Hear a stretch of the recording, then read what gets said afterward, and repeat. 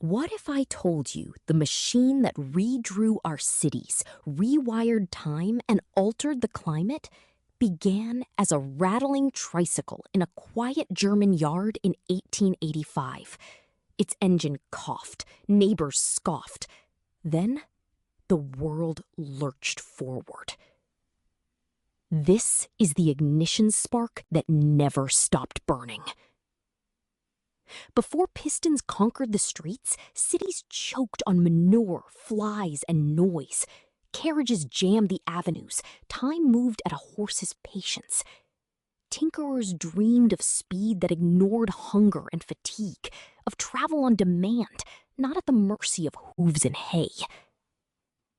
In a workshop that smelled of oil and iron, Carl and Bertha Benz gambled everything. He built, she believed. And in 1888, without asking, Bertha drove the patent motor wagon across country, buying fuel at a pharmacy, solving breakdowns with a hat pin and a garter. Competition became the crucible. On the Paris-Bordeaux-Paris race of 1895, Emile Levasseur drove through the night, hands raw, eyes stinging, proving reliability mattered more than sheer novelty. Crowds learned the automobile was not a toy, it was a contender. Then came the line that never slept. Henry Ford didn't invent the car, he invented the way to make millions of them.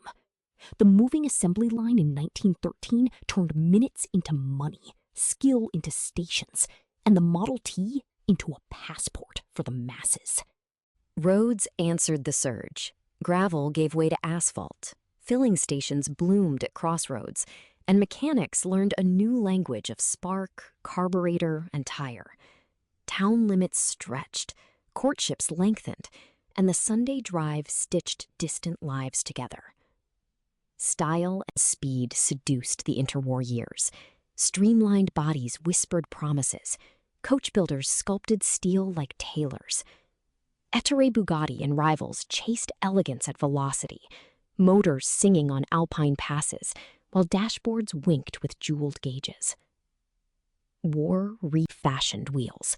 Jeeps clawed mud, trucks fed fronts, and factories retooled overnight. Engineers learned to squeeze power from scarcity, to fix in the field, to standardize parts. Less romance, more survival.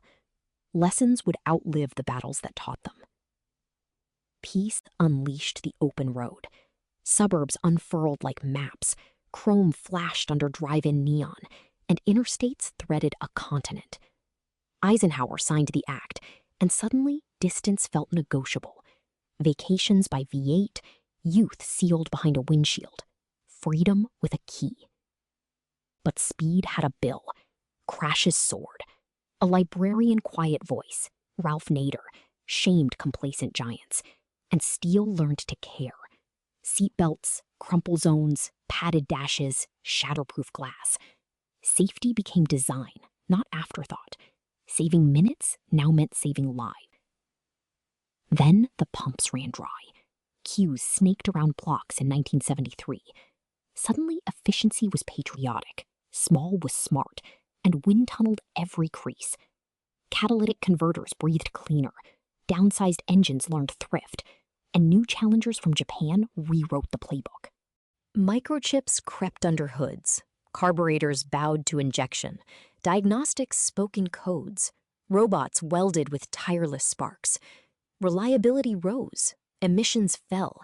And a quiet globalization spread. Design in one country, parts from many, assembled where the math smiled. Hybrids. A battery lent a hand where engines waste the most, and city streets heard a new hush. Early EVs flickered, then faded, but chemistry was learning to hold more miles, and the idea of fuel without fire refused to die.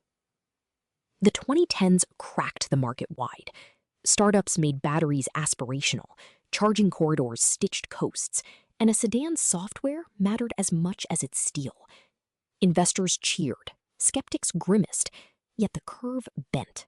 Electrons began to taste like destiny. Cars started to see.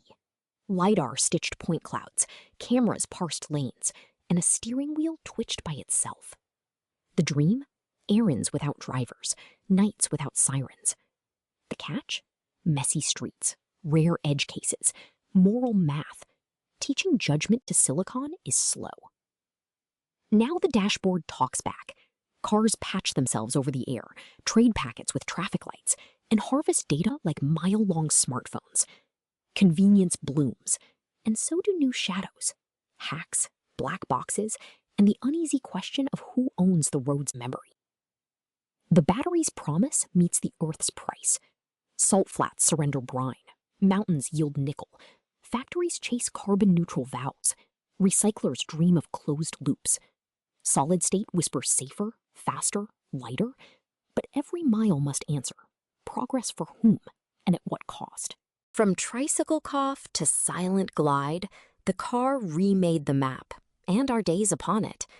Cities may thin their traffic, streets may share with feet and bikes, yet desire for motion endures.